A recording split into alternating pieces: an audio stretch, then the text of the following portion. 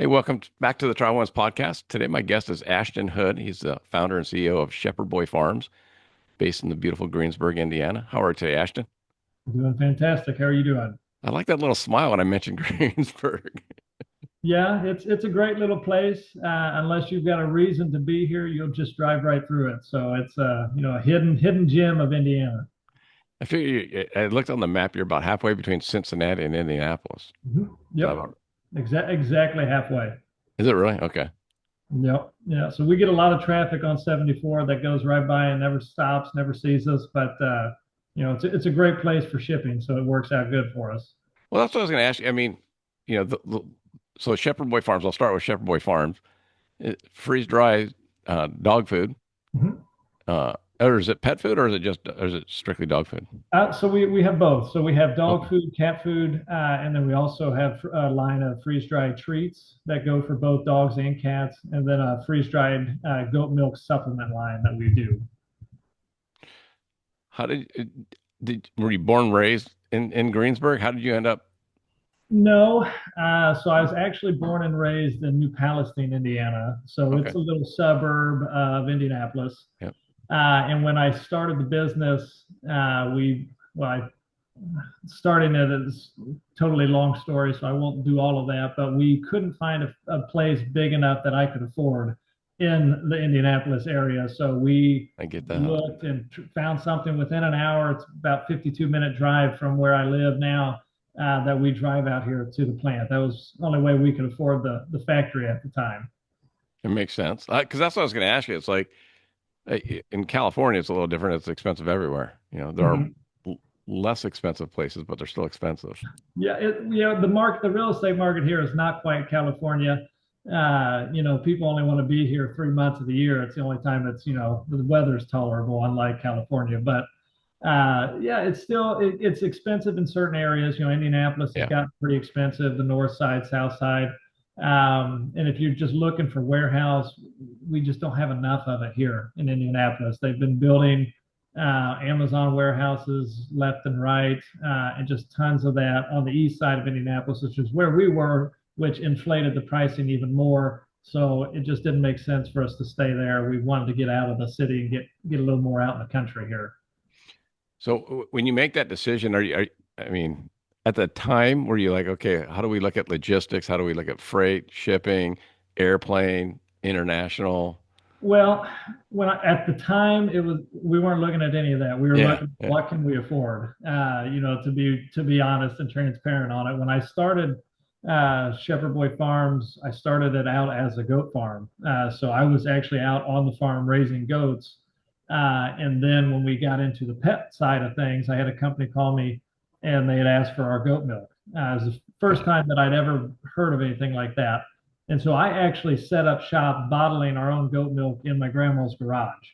So that tells you Pretty how awesome. humble of the beginning it was. It was a garage that we started in. So we moved once after that to a bigger building, and then we moved to this one. So those kind of details weren't on my mind at that time. It was what can I afford, to take from this pocket to pay to keep going, to keep things moving. Do you wish is hindsight 2020 with that? Um, no, I don't think Okay. so. I don't think so. I love where we're at. I love where we're at. If I would have, the only way that it would have been different is if I had money behind me to do it in a different Yeah. way. And, I think that takes away the joy of building a business, honestly. Like I've seen a lot of companies do it where they go out and get seed money. They do a lot of funding at the beginning. That takes away some of that blood, sweat, and tears that you have to do, to literally bootstrap something from the ground up, from nothing into something. So 2020, could I have done it better, faster? Absolutely. But would I trade it? I don't think I would because I enjoyed the journey of it. Okay. Yeah, 2020. That must have been an interesting year for a move. Although It, we were a little more locked down out here in California than other states. Yeah, it was definitely slowed a lot of things down. Not as much because of the way Indiana locked down. I mean, we did a little bit of a lockdown pretty briefly, and then that got walked back pretty quick. The Hoosiers out here are a little more independent, maybe. Well, no, my daughter's in Tennessee and she goes, I don't even know where my mask is, Dad. And I'm like, what? Yeah. Yeah, that's pretty much how it seemed to be here. You know, you had some that were really hardcore on it, others that, were pretty flippant about it. We tried to be somewhere in the middle of that, how I looked at and handled it, but at the same time, I don't like the government telling me I can and can't do things. So I hear you we've on got that a one. stubborn streak in it. Yeah, that's a whole different subject. But I mean, Absolutely. it's an interesting time to propose a move for a company, and because I see that it's about 10 years old now, right? It is. It started in 2016. Okay. 20 into 2017, beginning of 2018 is when we started doing things in the pet industry instead of just the human world. And then we moved here in July of 2020, or that's when we started. It should have been a pretty quick transition, but you It know, never is. we were right in the middle of COVID, and I thought it was going to blow over by then, and You and me both. it didn't. So, everything was delayed. We were buying machinery and it was like, oh, normally it's a 3 week lead time, but you're looking at 15, Yeah, for yeah, just anything. So it really slowed us down. But I think that's same to say for everybody in that time frame. yeah. Well, I got it. And I still get grief from my wife about it. I'm like, they're not going to shut us down for two. I mean, if it's 2 weeks, it's going to be just short of 2 weeks. There's no way they're going to, Right. for us, we're a year later, we're still locked down. Yeah. Businesses are still shut down. Like, oh my God, I was so wrong on that. Yeah. Well, no one, I mean, it was an unprecedented thing. I mean, no one could have predicted anything about it, in my Yeah. opinion. I mean, no one knew what was going on from day to day, and it was just, I think a lot of people were doing the best they could with the knowledge they had at the time. But hindsight on that one, Yeah, there's yeah. a lot of questions still out there, I think. Exactly. You know, so you already said you didn't really think about it, but how much travel is involved with what you do now? So Trade shows. at the beginning, pretty much none. Yeah. At the beginning, pretty much none. But now, what we've built here is an international brand. So we do trade shows. We have two big ones that we do. One is in Vegas every year. It's called Super Zoo. One is in Orlando. That's Global Pet Expo. And then we have distributors all over the country that have their own regional trade shows. So Yeah. every 2 times a year typically. So we're out traveling to those all the Like way from mid states and all that. correct. Yeah, out there, so we go from LA all the way out to I think the farthest east we go is Vermont, which I mean you can't get much further than that. Yeah. So I mean we're all over the place on that. And then internationally, we I just got back from China about a month and a half ago. We were out there for 2 weeks. And we shipped to about 12 different countries. So, trying to build the brand over in those markets requires some work and time and travel. So yeah, we get around quite a bit for a small brand in the middle of nowhere, Indiana. Well, I mean, I'm fortunate. I'm literally 9 miles away from LAX where I can go anywhere in the country basically. Yeah. So I don't even think about flights. I'm like, oh, I need to go to Dallas. Oh, I'll go to Denver. It's like Yeah. not a big deal, but flying. Yeah, I mean we're right in the middle, like you said earlier, between Cincinnati and Indianapolis. So, Yeah. we kind of can take our pick which one, but neither of them are what I would say great hubs to It's not get around Chicago. It's in, not. Yeah. So most times if we need to go somewhere like, China, we flew to Dallas and then Yeah. Dallas to Shanghai. So Southwest is big for Indianapolis. And then other than that, you kind of got to hit Chicago if you're wanting to go to a lot of the places. Yeah. That's I always love flying into smaller markets because you fly out of LAX, there's seven Yeah. terminals, and I flew into was it Bozeman? Maybe it was Billings. I think it was Bozeman, and it was just like they well, I can tell you, Twin Falls, Idaho, Yeah. they have a flight in the morning and a flight in the afternoon. Yeah, That's there you it. go. That would make it easy. That I would be showed nice. up. I showed up early. Like my flight was like at 4 for the one flight they have out. And I showed up like at 2 because I'm like, well, I'll just get there. I'll eat lunch and, because I was done with my job. And they weren't open yet. Like you couldn't check in. And I'm like, what do Wow. you mean? They're like, oh, no one's here to check you in. They don't show up till like, 2:30 or whatever. Yeah. Well, I'm you like, can't beat that. I mean, like that's a benefit of Indianapolis. I mean, it's a small enough airport. It's bigger yeah, than but it's small enough, you can still get there yeah, fairly, an hour before your flight and you can get through and you're there waiting before they even start checking in. So I mean it's a great little airport. I mean, they just redid it maybe 15 years ago, made it really seamless, for the security, for travel. It's just they did a great job. that's all that matters. Well, I mean, obviously you got the sports teams there, so Yeah, we're having a good sports year. The Pacers should have won. Unfortunately, they didn't last year in the finals. The Fever's doing good. Colts are surprising a lot of people, I think, yeah, right now. So all we got to IU football, is doing really, really well. So I mean, we're having really, really well. yeah, that it's for me, I'm a basketball fan. We're in Yeah, Indiana, home of basketball. So, we have never really thought about IU football until the no one last has. years because they were essentially non-existent. But Yeah, it's amazing what they've done with the team and the culture over there in really such a short time. like And three it's years, right? yeah, It's yeah, three crazy. years. So I mean, it's going to be fun to see what they do. I believe he just signed an extension with us, so I think it's Smart. going to, continue on. Well, and that's always the goal. It's just amazing that I mean, literally, Indiana was like a throwaway game for the Big Ten. I'm an Ohio State fan, Yeah, so it's okay. and We're right in the middle, so I'll give you that one. well, yeah, my whole family's from Ohio, so it was like it wasn't even an option. It Right, was like, right. but Indiana used to be a throwaway game. Like, okay, well, that's a win. Yep, And now it's holy smokes. yep, yeah. I'm hoping we can sustain it, and really kind of turn it around. But with what they're doing, how they're building it, Yeah. I think we can. I think we But can. back to dog food. Mhm, I have multiple questions. You're in a lot of big chains. I looked up, in California, you're in, Pet Express and some of the mhm. Sentinella and some of the other big ones. Right. Is that something you handle out of your office, or do you have sales firms that go out and set up these deals? Yeah, so we do it's kind of a mixture. Okay. So we've got our head of sales actually lives out in San Francisco. So she's near a lot of those places. We have a West Coast sales director out in Oregon, I believe. And so, we really hit that because we're over in Indiana. We can Yeah, handle stuff a little easier in our own side here. But we had to make a decision. Is it better to bring people in-house and have all of those expenses with travel, and things like that? Or should we get kind of a marketing or a manufacturer's rep group and let yeah, them already do that? And so typically I like everything to be in-house, like with manufacturing. When we started, we were only doing one piece of it. We were only doing freeze drying. And I quickly realized we needed to control everything from the beginning to the end. got it.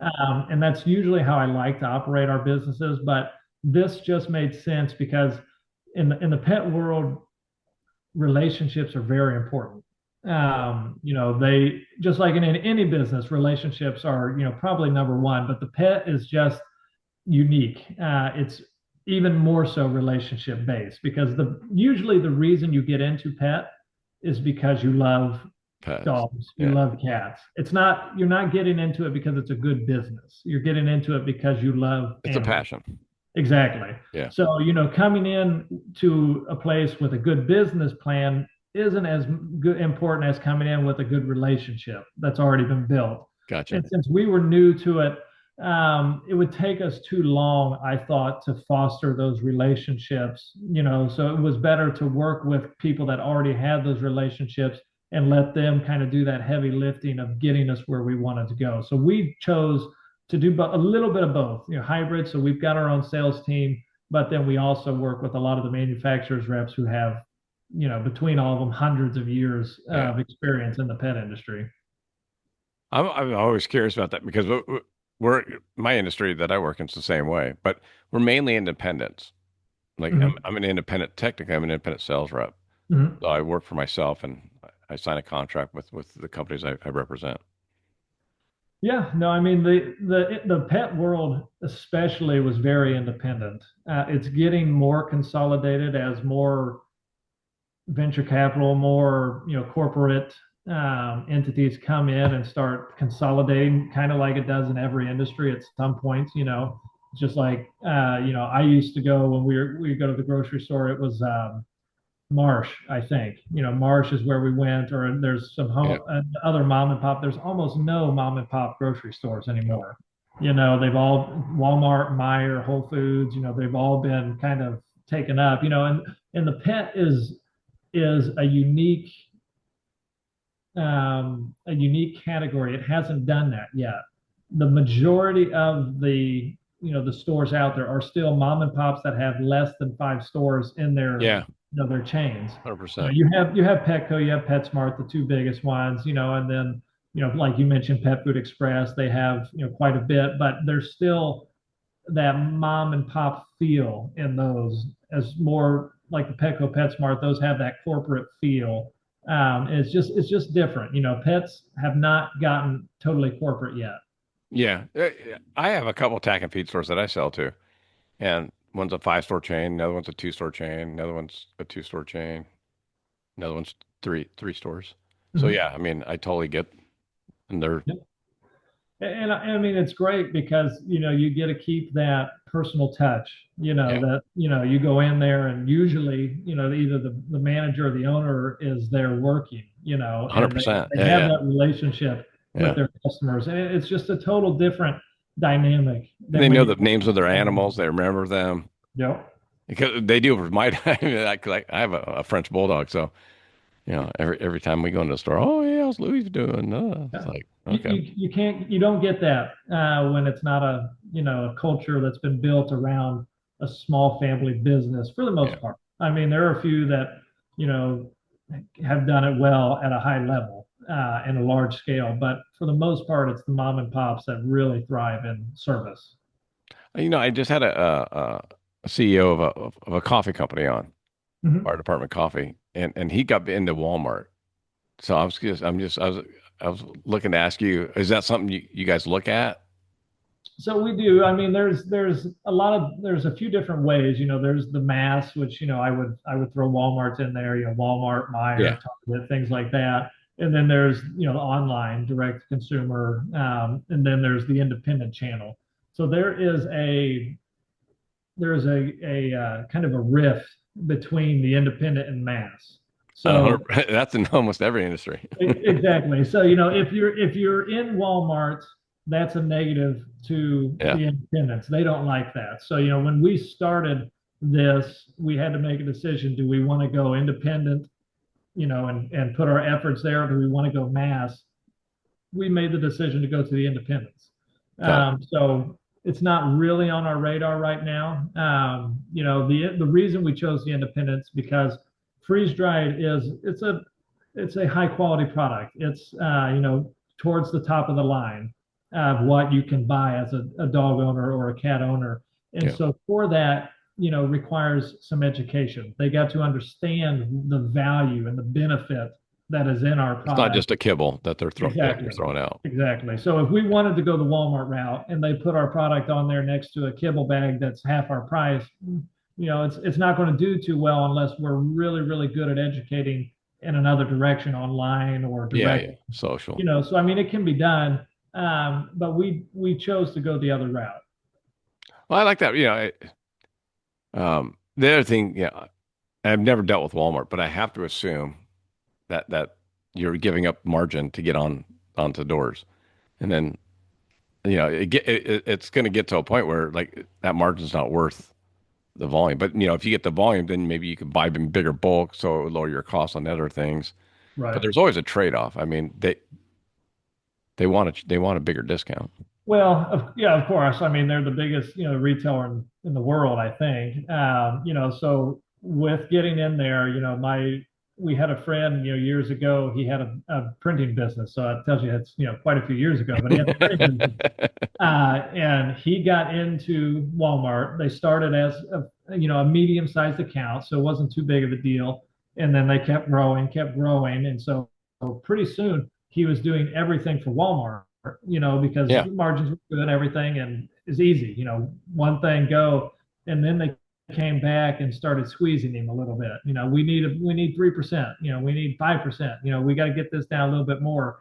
Eventually, drove him out of business. Yeah. Because he had gotten all of his eggs in one basket.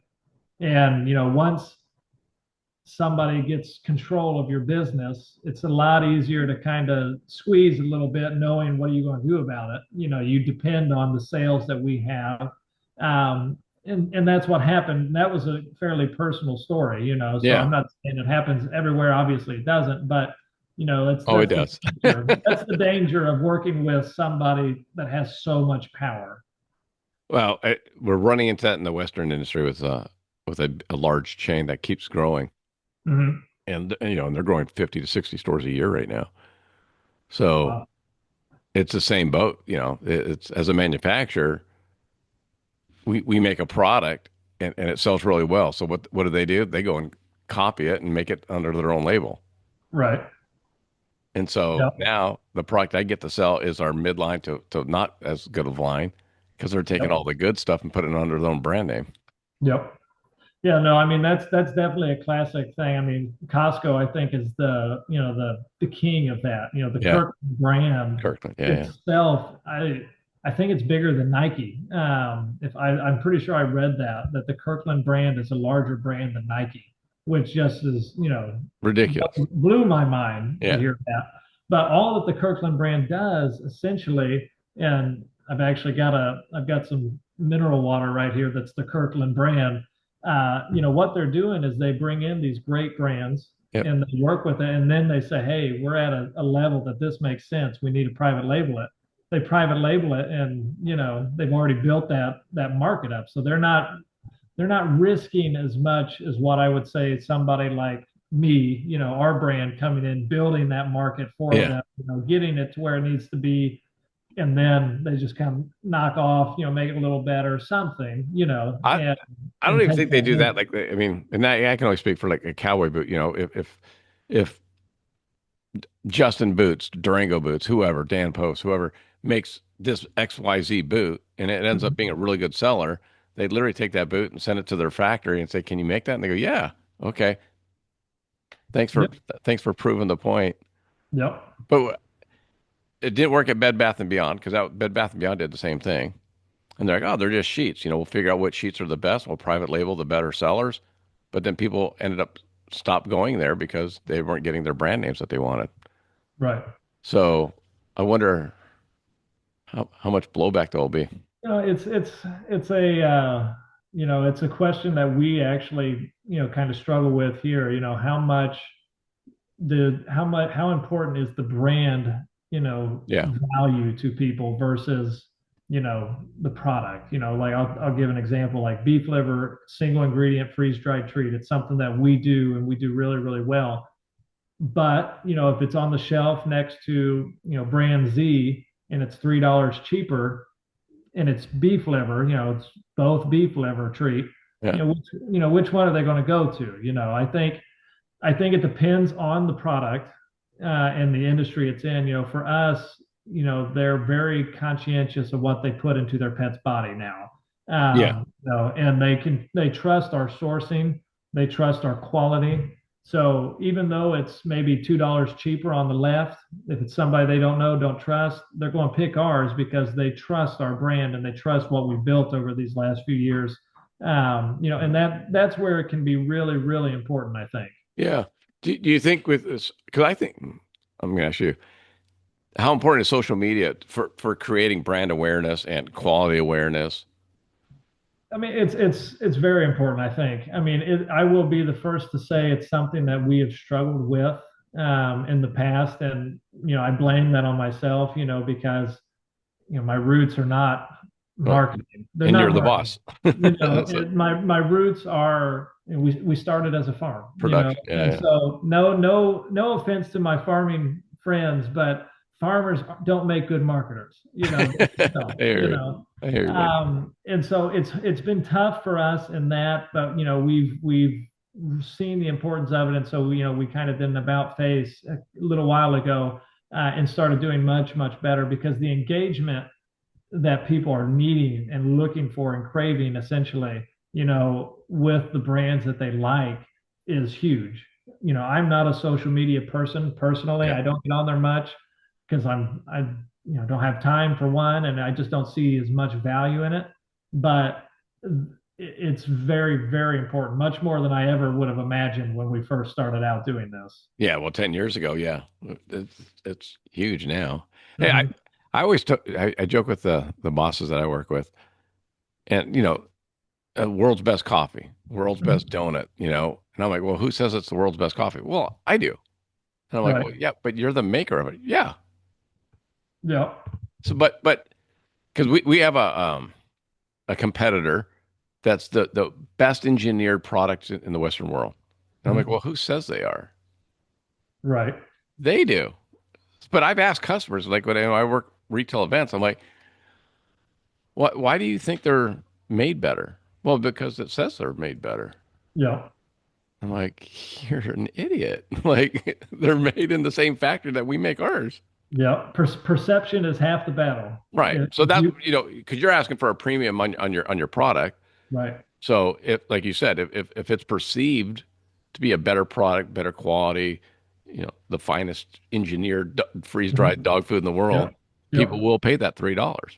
No, absolutely. And the way that I looked at it for so long was, we don't need to do that because we are the best. Yeah. That's the mindset I took. I was like, we don't need to go out and convince and try and change people's minds that we're better than XYZ because Because we just are.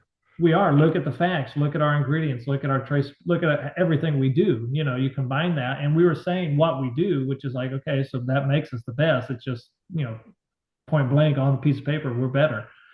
But that didn't matter because of exactly what you're saying. Other people were saying they were the best and not allowing the consumer to make that own decision on their own. They Correct. were making it for them. And because of that, we were trying to let the consumer make the decision, say, here's the facts, we're better. And they weren't coming to the same conclusion just because we weren't telling them that we were better. That's what I mean, and it's so bizarre, right? I mean, a lot of all the, well, most of the cowboy boots in the United States are made in one city down in Mexico. Well, And yeah, there's a group of factories. They're almost all run by brothers or cousins of the same family. yeah, So they go, oh, I can't make that. Go over to Roberto. He can handle that. Or go to yeah, Diego. He'll do those for you. You yeah, know. So because they know what they can and can't do in their own factories. yeah, So when I see the advertising for cowboy boots and XYZ will say we're the best, and I'm like, you're the best because you're made in the same factory we're made in. right. Literally. You know. Now, this is an interesting story. When we were over in China, we were going through a city. It was Shangyu, I believe. And they told us, they said 90% of all of the umbrellas in the world are made in this city. Yeah.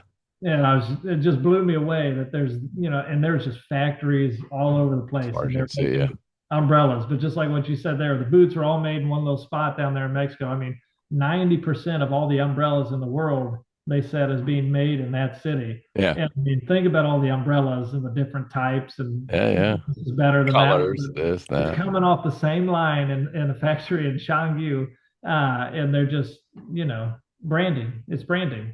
I won't say the brand, but we literally are making a boot, and so our footwear development guy is in China, and he goes, I'm there, I'm watching them make XYZ's shoe. It Mhm. was an athletic shoe. He goes, so, and then they take him off the line. Then they go, hey, we're not gonna be able to switch out for like 3 days, and then we'll get your product going. Made in the same factory, same people, same Yeah. craftsmanship, and our Yeah. stuff is cheaper, but it's made the same. So it's like, Yeah. but perception wise, totally different. It's 100% the perception. I mean, that was a learning experience for me without a doubt, and I know that I got in the way of our growth because of that. Hindsight, looking Yeah, back, it's 100%. it's hard. Yeah, I didn't see it at the time, but looking back, I did because simply, facts versus fiction. My mind is very analytical. I think facts, trump fiction all the time, but in the consumer, it doesn't matter. It's what is it can be total fiction, and a lot of brands are fiction if we're just being honest about it, and that's 100%. that's that's what sells. Dude, I have a governor that shut down our state and now is on record saying he never did that. Yeah. And I'm Mhm. like, hold on, I watched you do it. Yeah. There was I don't know if you're an Eddie Murphy fan, but he goes back in one of his specials. He gets caught cheating on not Eddie Murphy, his friend gets Mhm. caught cheating, and his wife's like, "I saw you," and he goes, "Wasn't me." No, but I saw you with her. It wasn't me. Yeah. And he just said it so many times that all of a sudden she's like, "Well, maybe it was somebody else. I don't know. Maybe." Yeah, I mean it's amazing, and you could probably take that a poll of what he's saying right now, and you probably get a split decision on Yeah, do we yeah, actually shut it down or not. yeah.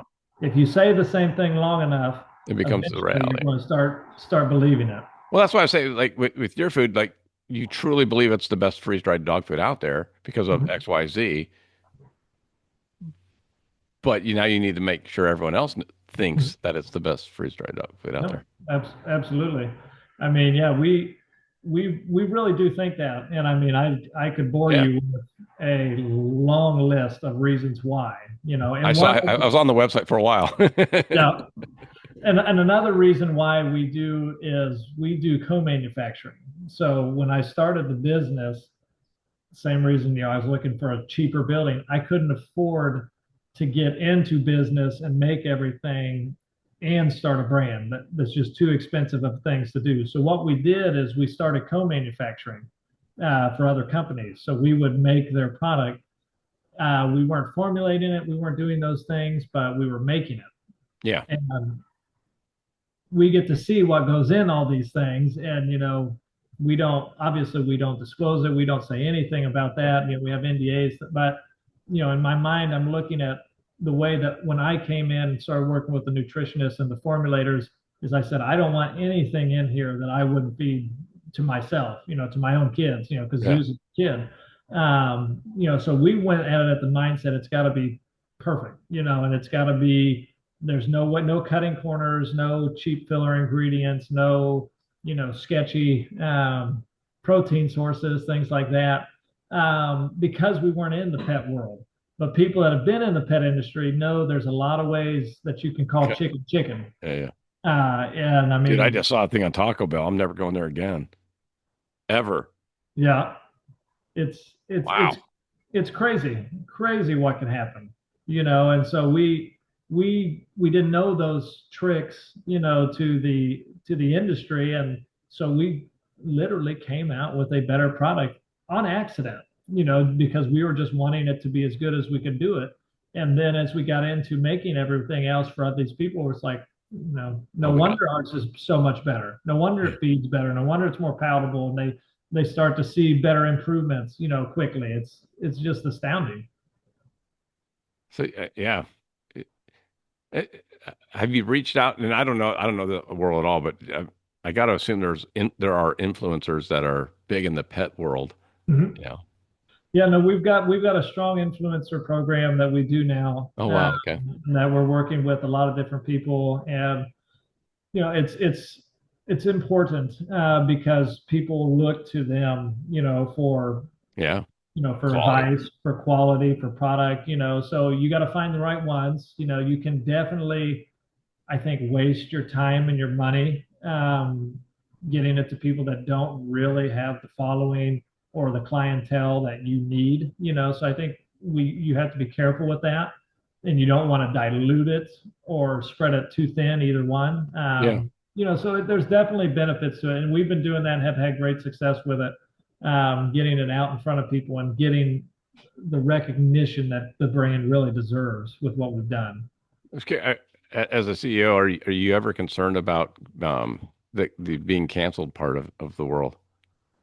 Um, Meaning, you hire XYZ as an influencer, and then they say something stupid online, and then everything they're associated with should get canceled or blocked or right. banned or whatever. Not really. Okay.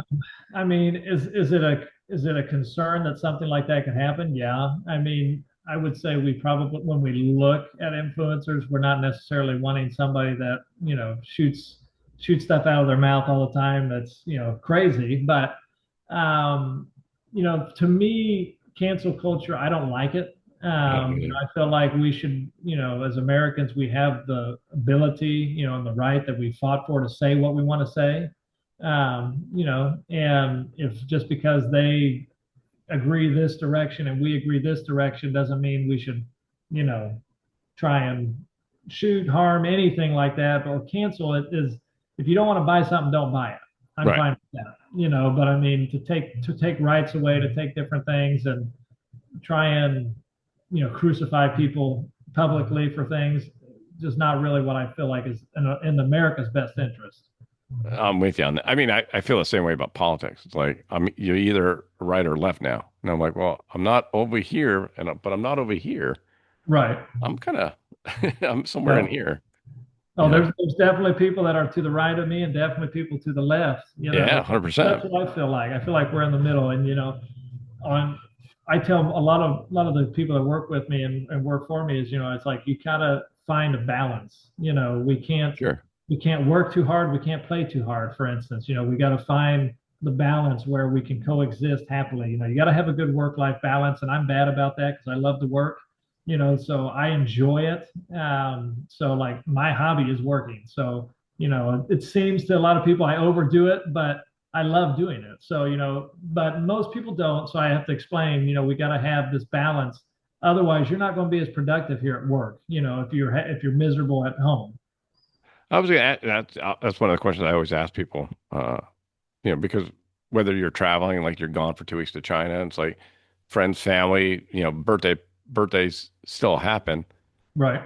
but you're gone. So it's like there's got to be the balance of, I do my very, very best never to miss anything important with my family. I've got wife Kayla, and then I have two kids, Killian, who's 4, and then Aurora is 18 months or oh, 20 months now. you're busy.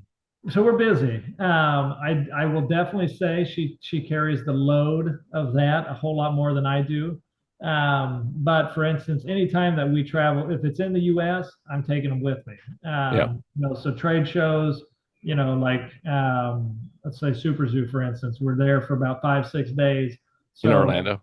yeah, in Orlando and out in Vegas too. So they go to both. So Yeah. in Orlando, we go, we set up, we get the booth ready, then we go hit Disney. We go hit Disney World for a day, and then we go do the booth, 100%. tear down, and then try to do something else for fun. And then Vegas, my boy he's going to be a hardcore gamer, I think already. He just loves arcade games, video games. So instead of going to, the casino like a lot of people do after a show, I'm getting him. We're going to the arcades, we're Yeah. going to Excalibur, we're going to, the Stratosphere, going to all of those places, the pool, whatever. And so I'm blessed in my situation and my position. I can take my family with me Yeah. on most everything I do.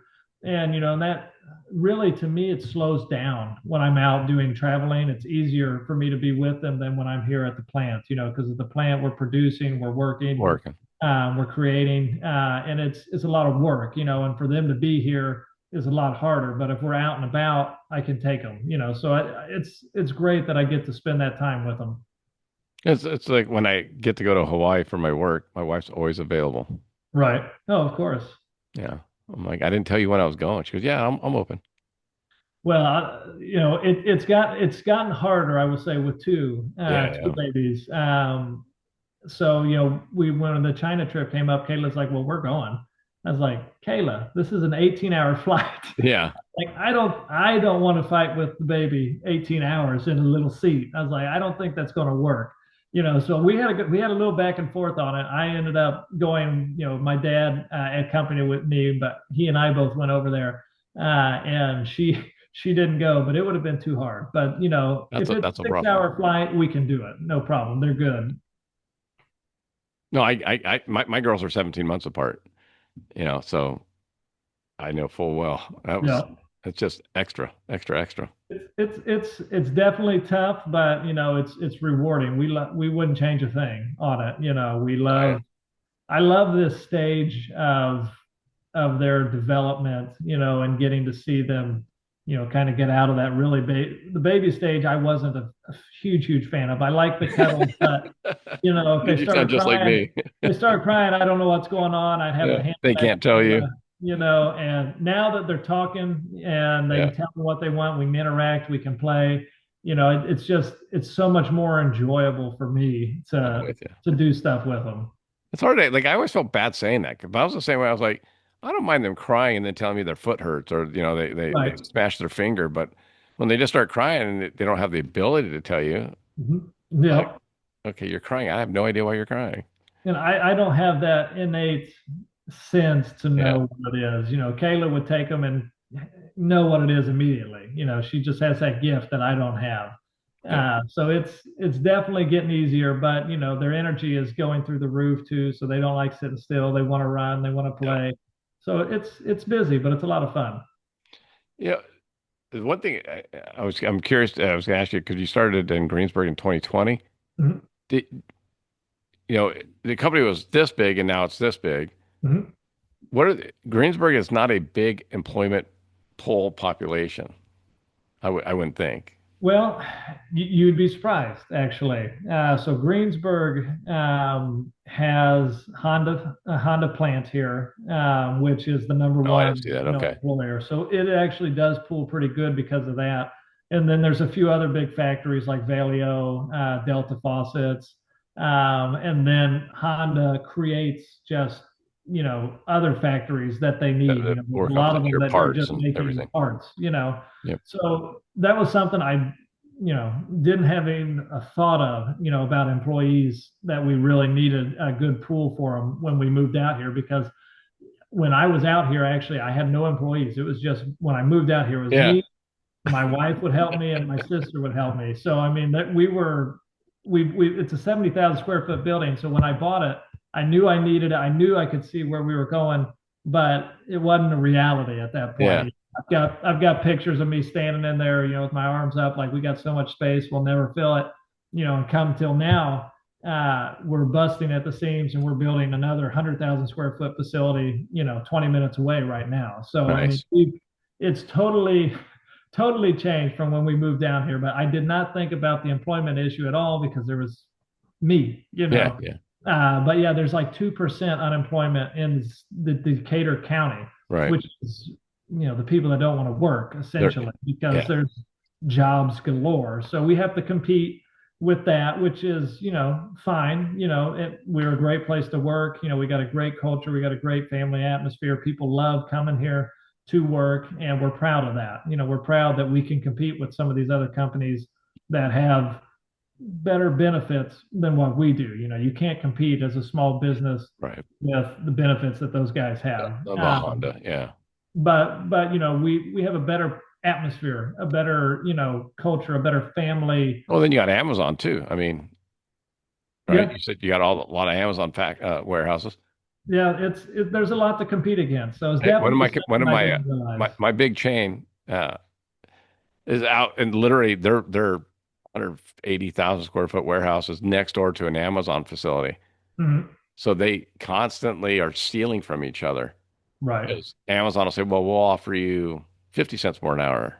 Oh, okay. And then, 10, 20, 15 people leave. And then that company will say, well, we'll offer you 75 cents above what you're making. Okay. Mhm. And then they all come back and they're just literally migrating back and forth over a little bit of money. Yeah, I mean, I understand because people work for money. They Yep. have to make money. I get that. We just had a situation where a couple guys that were working said, "Hey, we got a better offer. We're going to move over there." And I talked to him. I said, "Look, is there a problem? Is it strictly money?" And like, I wanted to get to the root cause of what it was. And you know, not always when it's in that situation will they be straight with you and give Sure. you that exact number or that exact reason. But it came down to money. And so I told him, I was like, look, we love you, we want you here. I can't do that, but Yeah. I was like, but we're going to be here, and we're going to continue growing, and there's growth opportunity for you. We're trying to get to where we want to go. And I tried to paint that long-term picture with them, and I couldn't convince them of that. And no problem, I'm not upset about it. Yeah. But there's they went to this job and it didn't end up working out. They wanted to come back, and so now I'm sitting here with a decision. I love the guys. They were great. I would love to have them back. But what kind of message does that send to my team, the rest of Yeah. our company about culture? If it's, people think they can just jump back and forth for money, that's not what we can't build a good culture. We can't build a good team based on that. I understand we got to pay a good wage and we want to and we try to. But if it's, like you said, 50 cents, they're going over there and then they want to come back 50 cents more, we're going to find something different because that's not something or someone that we can build with, for the Right. future. Yeah, and it's tough because 2% unemployment, you got these people that are trained Yep. like for 50 cents, do I give in? Do I not? Because if Yep. you give in to that, then they find out and they tell the other workers. It's a tough spot because, as being the CEO of it, you have to look at everything, and that's hard for a lot of people to understand. Yeah, I'm trying to look at the business from a 40,000 foot view, but at the same time, I'm in the trenches with them. So I've got 100%. I've got to go down into the trench, and then I got to come back out and look. If we do go up, everybody gets a dollar raise. Okay, well, what's that going to do to ultimately the consumer? How much more do I have to raise our Yeah. price per bag to not be able to start losing money? Because ultimately, if we lose money, we're out of business. It doesn't. A business has to make money to survive, or you're not going to be there. So I mean, it's really hard a lot of times during those conversations to be able to convey the bigger picture. I think I'm not a great storyteller. I'm not a great orator on that kind of a thing. And so I know if I could do a touch better, I think I could bring some of those guys in. They would see the big picture, and then we could keep going and thrive together. Is that something that you work on? Yeah, it is. I mean, I like I love storytelling. I really do. Like Walt Disney, probably the world's best storyteller. Yeah. So I love reading after some things that he did and said, and trying to better myself as a leader, essentially. Because Yeah. it doesn't matter how great a product, it doesn't matter how well paid, if they don't enjoy the leader and they don't have someone good to follow, it's not going to work. And a big thing that I try and teach, the different management levels we've got, it's like you can't come in and demand respect. It doesn't work that way. You can do it, it'll work for a little bit, but ultimately it's a house of cards. You're not building something that's going to last. There's going to be a problem, whether it's your people below you, the people above you, or the quality, something's going to be a problem. You have to come in and build that respect genuinely from the ground up, which means you can't stand there and say, "Hey, do this, do this, do this." You got to jump in. You got to do the work. You got to show them shoulder to shoulder. We're in it together. We're all lead from example. Essentially, Yeah. you can't just have a whip and say this is what we got to do. Let's get it done. I'm going to go sit in my office, throw my feet up. It doesn't work that way. Damn So it. it's Now you unfortunate, now you but tell me. that's usually how it goes. I read something where it was a couple of years ago, and it said that most people aren't there for the money. Mhm. Like the people that are truly happy at their jobs aren't out shopping to make a dollar more an hour because they love where they work, they love the company, they love the structure, they love being listened to, they love the recognition that they get, and it's not about the money. No, I 100% agree. I mean, there'll Um, be situations where, hey, my wife's telling me we need to make more money. This guy's offering me whatever. I got to well, I go. think I think the key is there, though, is what you said, is the happiness factor. Yeah. So before I started Shepherd Boy Farms, I was in the insurance world. I did that. My dad had started an insurance business, and he did fairly successful at it. So I wanted to follow in his footsteps. It's like this is a good business. This is an Yeah. easy way to make money. Um, I did it for a few years, liked it at the beginning. Then all of a sudden, I hated it. It was the most boring. No offense to anybody that's in an insurance that's listening, but I haven't met any insurance guys that go, woohoo. yeah, exactly. It's a boring industry, and it's an old industry. So Yeah. there's not a whole lot of fun happening. So I did that for a few years, and I just, I got burnt out. I didn't like it. I wasn't enjoying it. I couldn't get motivated to do better on it. Yeah. And that's when I sat down with my dad and I said, I got to do something different. I was like, This ain't work. I hated to because it was what he had done, which I thought he wouldn't like. And he was like, great. If you don't like it, and he always told me, you have to find what you love first and then money will follow. Yeah. So and it's hard to take that advice when you're 16, 17, 18 years old, thinking, what do I want to do? Should I go to get this degree? Should I do this? Because, at that age, you're thinking, I want to make money, I Yeah. want to do that. So I didn't take his advice in the beginning, but then I took it and I said, you're right. I need to find what I love doing. And, that's when Shepherd Boy Farms came. I went out and started raising animals because I just loved doing it. It was a lot of fun. It seemed like a good business, but at the same time, it was fun. I enjoyed it. So I was like, if I enjoy it and business comes from it, great. As Yeah. long as I'm not destitute. I can't be destitute because I had a wife at that time. I had so Destitute doesn't work. exactly, exactly. So there's that balance, but then I think that's why I love to work, because I remember that. I Yeah. hate, and now I enjoy every bit about what we do. Of course, there's days that are, tough and rough that no one likes and wish they didn't have, but I, for the 99% of it, I love doing what we do. And it's got to be quiet where you're at. I looked you up on the satellite. I'm like, man, you got fields 360 almost. Pretty close. Yeah, we're in this little town of New Point here, which has a gas station, a diner, and a post office. So in Shepherd Boy Farms. Other than that, Yeah. there's nothing here. So fields surrounding it. It's a great place. I mean, Yeah. when we first moved out here, our other building was in Indianapolis. Lock the doors, bar the windows. Not a great place, not a great area. Come out here, neighbors are swinging in. Hey, it's great to meet you. I want to introduce myself. Here's my name, my number. If you ever need anything, just call me.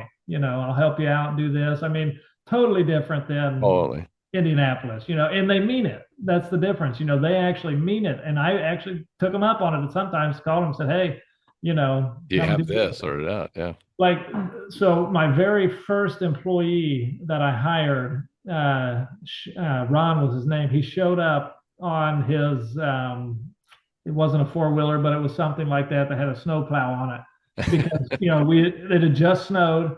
And he came, he said, hey, you mind if I cleared this out for you? I noticed you didn't plow it yesterday when everybody else did because I couldn't really afford to buy spend if somebody come plow it. It's just me anyway. So I'm like, I'll just walk through it.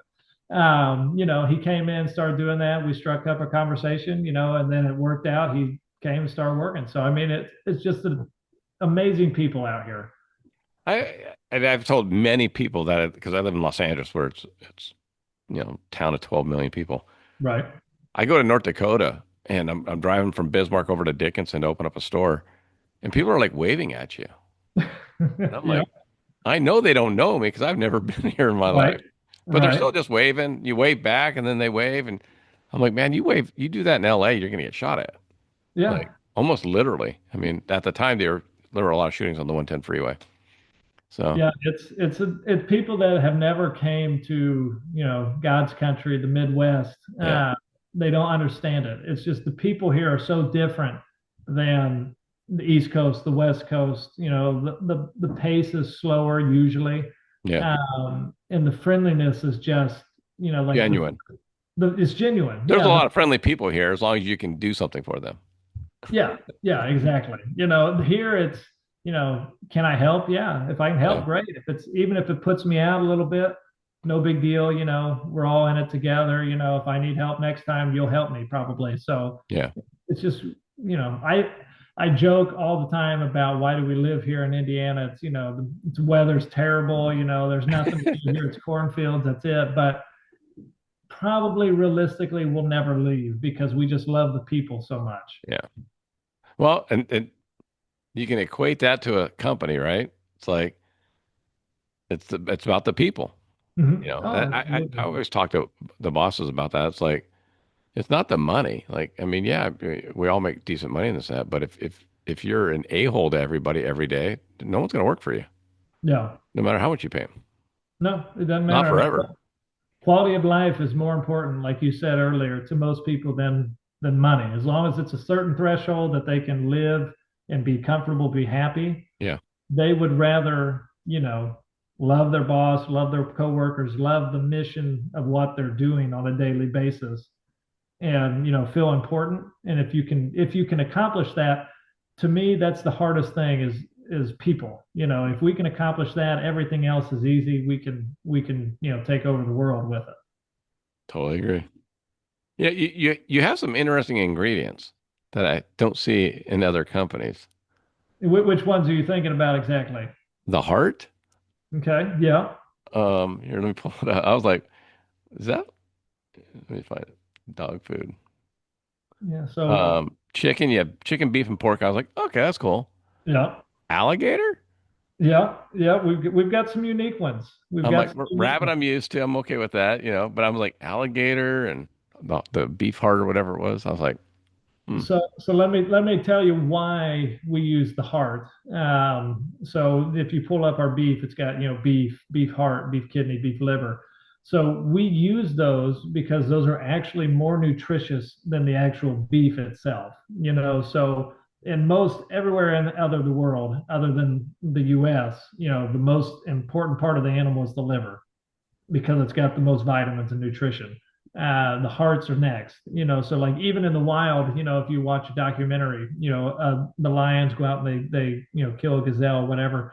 The lead of that pack goes in and gets the organ meat first because it's the most nutritious. right. So when we were developing this, we said, it would be great to be able to use it because one, they're going to actually get more nutrition than if it was just beef, and then if you compare that to kibble where it's beef meal, Yeah, which shouldn't that's even be what. called beef, Yeah, but if you're comparing it to that, it's night and day better. But also here in the US, we don't use, the liver, the heart for human consumption a lot of times. So what happens with that is it will get wasted sometimes. It won't get used yeah. to its fullest. So what we're doing here is we're, trying to vertically integrate and use the whole animal. That way we don't have waste from our industry of farming. But then at the same time, it's giving better ingredients, better nutrition to the pet. And you can kind of freeze dry anything, right? I mean, Uh, some people say you can, but not really. So freeze drying, I'll give you a real quick 101 on it. So freeze drying is the preservation method that is used in pharmaceuticals a lot of time, or anything that is a high value organism. So if we do beef liver, for instance, we blast freeze it first. So we run it through a conveyor that's negative 45 degrees, oh, and we control the ice crystal structure in there. And then it goes into a freeze drying chamber, which we pull the vacuum. So we pull all the air out and we simulate outer space. So, water has three phases. It has a solid, a liquid, and a gas. So once you pull all of the air out, you get past this point that's called the triple point of water. So it can now no longer be a liquid. So then, now that we're in that state, we start sucking that moisture out of the pieces. And so we essentially pull those ice crystals out, turn them into a vapor, and that's what dries the product. But that's what also allows it to be dried with no nutritional decay. So 96% of the nutrition comes right back out and never leaves the piece of beef liver that we put in there. Whereas if you dehydrate it, you cook it, you're going to lose yeah. 60%, maybe even more than that. So it's so much better of a way to dehydrate it or to freeze dry it than dehydrate it. But the negative is it takes a long time. It's The not, process. it's a high utility cost to do it. But at the end of the day, it's going to be more palatable. It's going to be more nutritious. It's just a better product at the end of it. Have you ever considered? You said how utility. I was wondering, do you think about solar panels? So we are looking into it Yeah. because of that reason, trying to renew our energy. This plant actually is great for it because we have a flat roof. Yeah. The negative is here in Indiana, and it goes back to again, why do we live here? You only get 3 hours a day of sunlight that's usable from the whole year round. Oh, because you're East Coast time too as well. Exactly. Yeah. So Yeah. it's not the best return as if we were out in LA, maybe, where we're getting a lot of direct sunlight all the time. I think the last one we did when we had looked at the last study, they said it was about 3 hours of daylight or of sunlight that's usable across the entire 365 days. That Um, sucks. so it's like for 3 hours a day, is it Yeah. worth that investment? Maybe we can find a better way. But to your point on that, what we've actually done is we have to defrost our machines a lot because we suck that moisture out and that moisture turns into ice. So what we've actually done is we've built these systems to where we're recirculating heat and we're using that. Uh, So we've cut our utility way down in comparison to what a lot of other companies that are doing freeze dry do because we're recirculating and we're reusing this energy instead of blowing the heat outside like what a just lot of wasting it. Yeah. refrigeration does. We capture that and then we run it back through. So we're pretty proud of that because that was something that we really wanted to do because it is a high utility. But if we can fix it and make it more efficient, more Yeah. green, sustainable, I mean, that we're all about that, and that's what Well, we've been that's what made doing. me think of the solar. I mean, another big group of factors in Indiana for some reason are RVs. A Hmm. lot of RV factories they're more in the southern part, but it's pretty amazing. Like, I have an Yeah, RV that I travel in, and I have my solar panels. I've never used solar before, so like it's pretty cool to sit there and think that, well, like right now it's charging my batteries. yeah. No, I mean, it's fantastic. You can't beat it, especially in sunny climates. Yeah, yeah. If you It's can 3 hours very, a very day, good then. Yeah. yeah, got to come up with something else, some other way.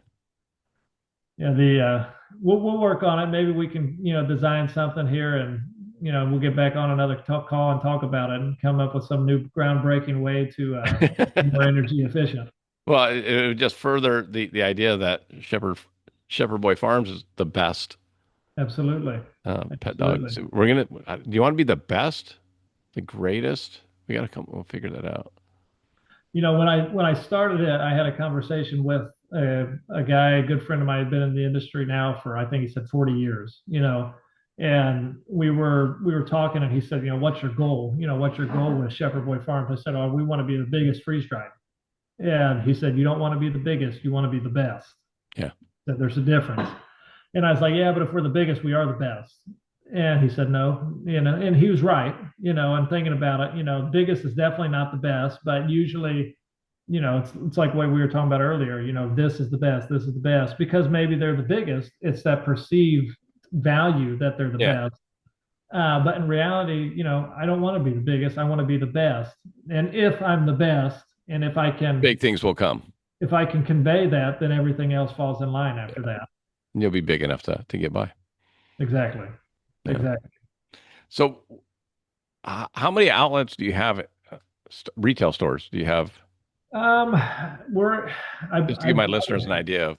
I I'd mean, have to I'd have to double check. We're in a couple thousand yeah, retail stores. you were in 1,000 in California, I think. So I was like, wow, or something Yeah, about we're that. we're probably more than that now. I don't check that as much as I should. But yeah, we're in that, and then like I said, we're exporting as well. So we are one of maybe two or three other freeze dryers in the U.S. that are on what's called the white list for China. So what we Really? produce, China allows to come in, and that was over a year's worth of work, of paperwork and Yeah, things, yeah. vetting of our facility, of our food safety standards. So I mean, we felt really good. That puts us in a pinnacle of what we are doing here. So we're shipping to China, Taiwan, Singapore, Hong Kong, Canada. We're working. We just got our first shipment into Japan. Oh, nice. So we're all over the place. And we're working on continuing to expand that. That's gonna be exciting, right? You hope. It's a lot of fun. It's a lot of fun. Our first country that we exported to is Canada. It's right next Yeah, door. It's the easiest. And then I think after that, our second one was South Korea. So I like to go everywhere to visit the market, do trade shows, things like yeah. that, which I've done to a few of the, not all of the countries yet. South Korea is one I want to get to that I haven't unfortunately been able to do yet, but I'm hoping next year I'll have the ability to get down there and do a trade show over there. The people just seem to be so receptive to what we're doing because their culture really does the fact checking. It goes more with my original motto. It's like if we Yeah. lay out the facts and we are the best, They'll figure it out. they're going to figure it out. and they do their homework. They've had questions that they've sent over to us that I would never even have thought of. Which is great because they're thinking, they're looking, they're Yeah. working, and our sales are taking off over there because they are realizing what we're producing and what we're shipping to them is the best. It's kind of interesting that other countries care more about the quality and this and that than we do. We just care about what somebody told us to like to a certain extent.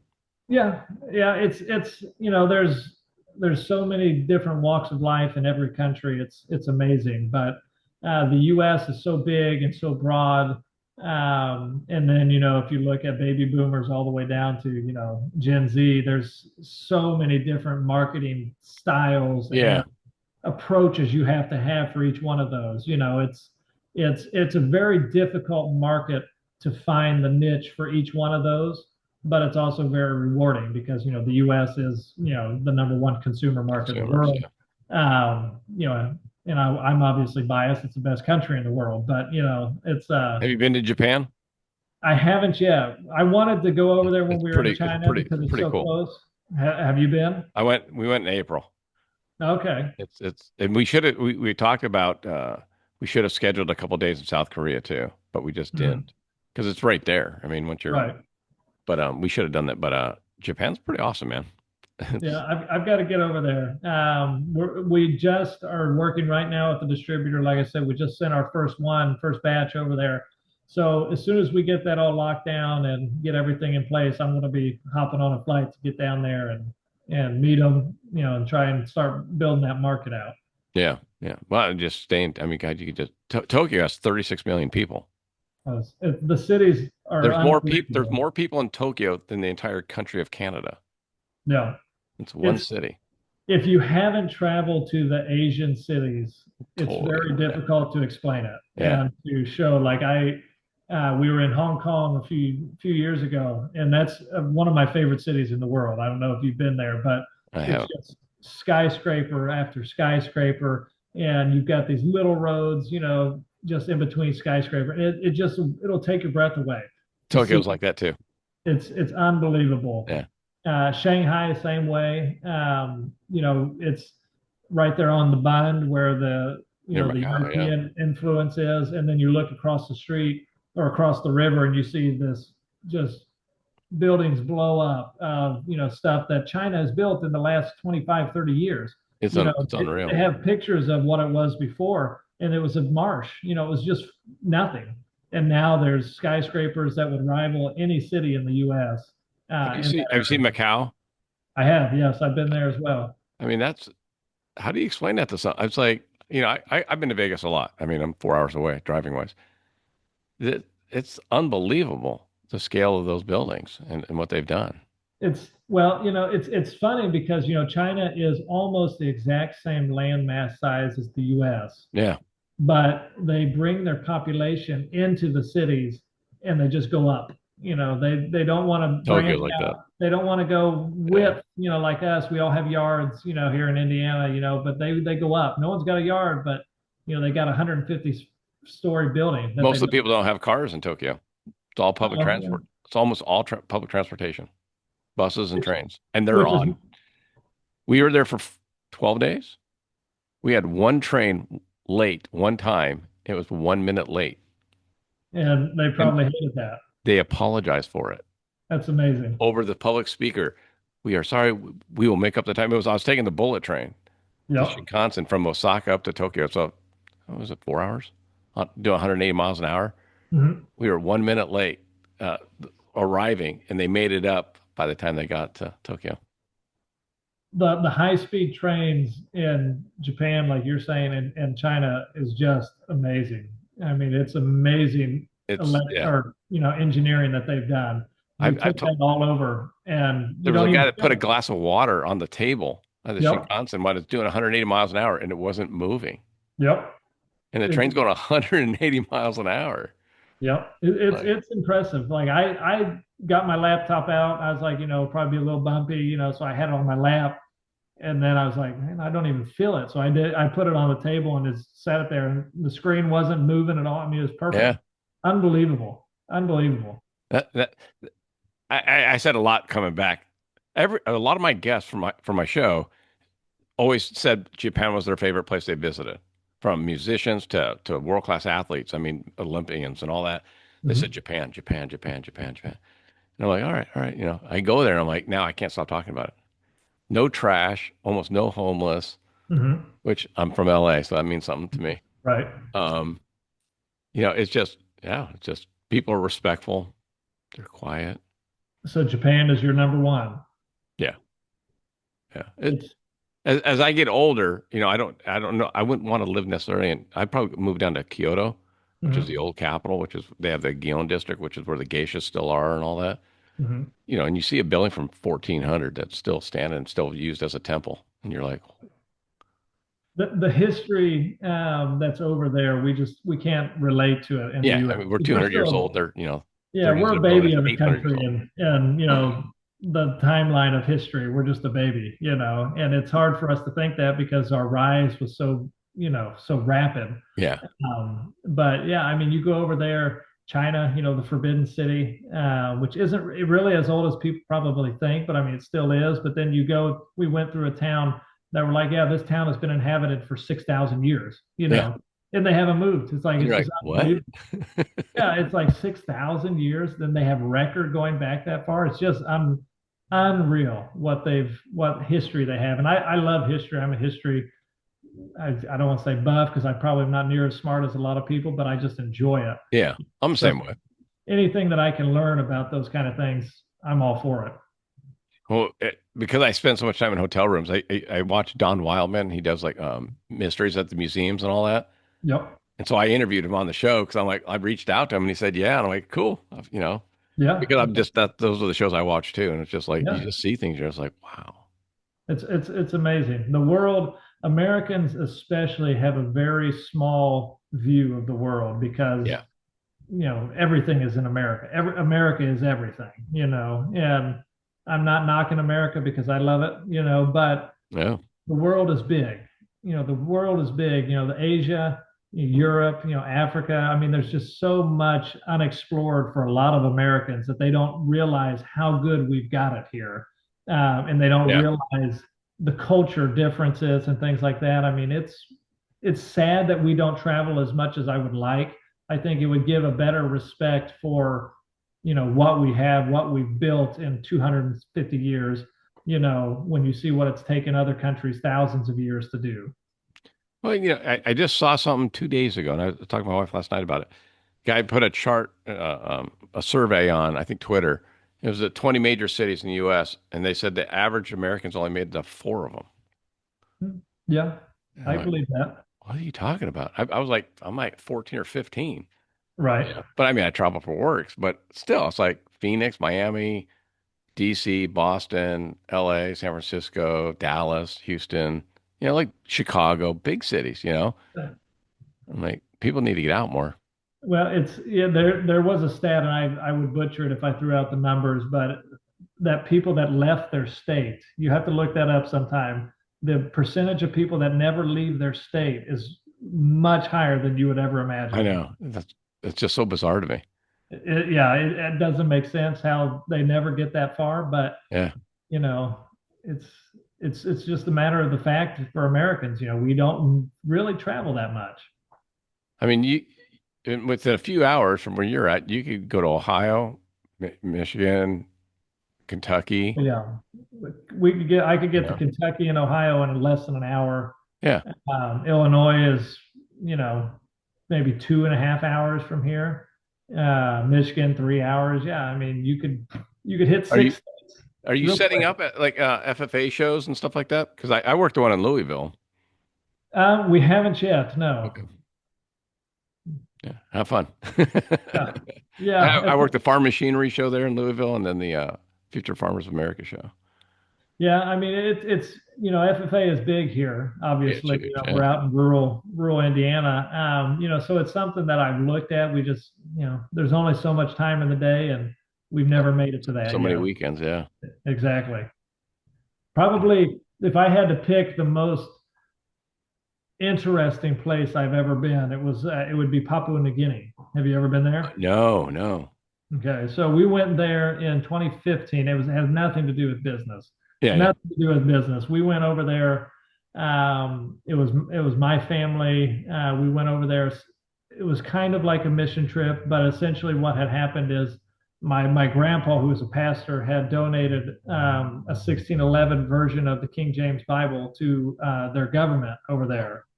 And they came over to receive it, and he had passed away or had a massive heart attack while they were in the air to come get it. wow, And so he ended up passing away about a week later, and then they extended an invitation to our family to come over in his place to deliver it. So we went over it. I want to say it was September of 2015, and this was the you know amazing people, amazing culture. yeah, It's just something that you don't see in America, where we have access to everything and an abundance of everything. yeah, We were over there. The pure joy that was on the face of essentially everyone was very refreshing. It's just something you don't see in Europe. You don't see it in America. no, I didn't see it in Asia anywhere. I mean, the joy for life and the simplicity of probably the right perspective in a lot of ways. Honestly, it's a very religious country now, which is wonderful. They've just declared themselves a Christian nation. So they have that. They take care of their family. I mean, their perspectives are not a U.S. at perspective. all. Yeah. Business gets in the way of a lot of things for a lot of people, but it was refreshing to see that that's not as high up on their totem pole of importance. I found I've told so many people the same thing about Japan. Like there are people that are just content with what they have. Mm-hmm. They're not looking to make their millions on AI and finagle this and do social media platforms. And Right. like we met the bartender at our hotel in Kyoto. He'd been there for like 25 years. He learned English by watching English movies Wow. and playing it back and doing the closed caption. He Yeah. spoke almost perfect English. We were shocked. He'd never Wow. been to the United States. And it's like, anyways, he's just content with what he's doing there. Like he makes a good living. His wife's happy. He's happy. He has his time off. His kids are happy. He's good. Yeah. It's, this age, it's contentment's not there. We Yeah. just aren't content as a society, and, I, I'm a Christian, so I reference a lot of times, Christian, the Bible, things like that. But I mean, Paul said it's, whatsoever state I am therewith to be content, and that's a hard thing for me, a hard thing for a lot of people to take and actually do that. It's honestly, that was where I actually got to with, starting Shepherd Boy, because I was doing well in the insurance, but I was saying, what, even if I don't make, success in Yeah. business, I got to be content and happy with what I do. And I was at that place where I was like, if I stayed in insurance to take care of the family, You won't get I'm out. going to be content. If I don't and I go this route, I'm going to be content.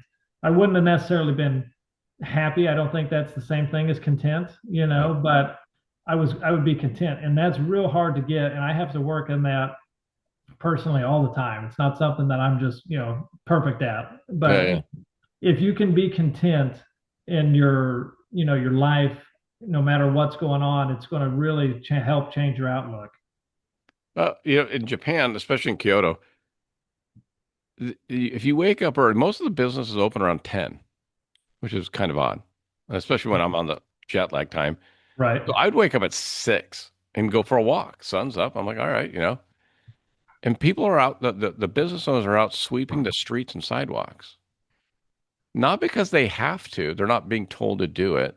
They're doing Right. it because they don't want trash on their sidewalk. So like no one has and come to LA. I mean, it's people are throwing trash everywhere. It's like, and I didn't realize how much trash we had until I came back. You know what I mean? But Right. they just do it Yeah. because it's what they do. No. And we Yeah. do it. They're not paying me to clean up the trash. I'm not doing that. Right. It's just a different mentality. It's a totally different mentality. So, Yeah. No, it's a it's a different state of life. It really is. Different mentality and everything. I mean, we don't think about that. We've got somebody else to do that. Somebody else will Exactly. clean the streets. That's not our job. Yep. So you're right. 100% you're right. By the way, no trash cans in Japan. Really. They don't have trash cans. Hmm. You pack it in, That's you pack it amazing. out. That's So they amazing. actually recommend you carrying a small bag so you can take your trash with you. Wow. You're not Yeah, supposed to eat and drink while you're walking either. I've heard that one. I've heard that one. Yeah. That would be a life-changing thing if Americans started doing that. If we didn't have trash cans at the ready, it would be totally different, total shock. No trash cans and there's no trash. Like, how can that be? We have trash cans everywhere and yet there's trash everywhere. Yep, So, absolutely. yeah. The So mindset. that's why people need to get out and travel. Yep, So 100%. any new flavors coming out? Yeah, I mean, we've got, you touched on it, we've got the traditional, the beef, the pork, the chicken, fish, but we also want to go that exotic route. So we have alligator, we have Yeah. rabbit, we have venison, we have wild caught seafood. The alligator, we wanted to have something that was basically no dogs or cats had allergies to, and so we worked hard to find a sustainable source of that alligator, and we did that, and that's what we've got, that alligator recipe. So that is a very unique one that no one else has. Yeah, yeah. The Something we're coming out with though that we just launched was our cat recipes. Before we were just complete and balanced for dogs, but now cat recipes as well. So our beef, our pork, our chicken, our fish blends, and those have been received extremely well. And we're really thrilled about that. But a couple things we've got on the horizon is kangaroo. So we're bringing in Wow. wild harvested kangaroo from Australia. So as good as it gets, bringing that in, and then we're going to turn that into a recipe here in our factory in Greensburg, and that will be for dogs and cats as well. And then the treats that we've got coming out is a lobster and coconut. Uh, so we don't mess around with any of the cheap ingredients, things like that. It's 100% human grade lobster That's and mixed unreal. with some coconut. It's going to be a top seller real quick, I think. It's gonna be a surf and turf kind of thing. That's awesome. Yeah, absolutely. That's gonna be great. Well, I don't think my wife would go for the kangaroo. Alligator, she'd let us feed the dog, Yeah. but just like I'm not allowed elephant. Hey, Dad, you Hey, need something. and my son came in. I'll let him say hello real quick. Can you say Hey, hi? buddy. He he snuck in, I think. My wife and like I said, I try to spend That's as all much good, time man. with him as I can. So him and my wife and my daughter came down this afternoon, and he snuck away from her, I guess, to get into the office. That's pretty awesome. Get him to work. Sorry, what? Oh, he loves to work. He loves. There you I'm go. trying to teach him young on that. So hopefully, I can instill it in him. There you go. Well, hey, man, what's the best way for people to find out that Shepherd Boy Farms is the best? You got the website. The website, so you can follow us at shepherdboyfarms.com. You can go and see anything there. You can follow us on Instagram, Facebook, LinkedIn. So any of those places you can go and kind of learn a little bit. But if you go to our website, we have a lot of good information that really shows why we're the best and highlights a lot of those things. So Yeah, that's the the best place website's to really awesome. get good info. Well, thank you. Yeah, and I'll make sure I'll have links on my page as well, so they can just if they go to my page, I'll just That's make sure great. they can get to your sites. I'd appreciate it. I've always said we're the best kept secret in freeze dried. So it's time for us to change that we're the best kept secret and get out and Just and the best in freeze change dried. more lives. That's right. No more best kept secret, just the best. That's right. You got it, Ashton. Well, I appreciate the time, bud. I really appreciate it. Thank you for having me on. I've loved it. Enjoyed talking with you. And if you ever want, holler at me again. I'd love to come back on. I'm gonna have to get some alligator from you. And let me know. We'll get you some. I'll get you that 10% discount off the website there. Perfect. Thanks, brother. Appreciate it, Ashton. Thank you.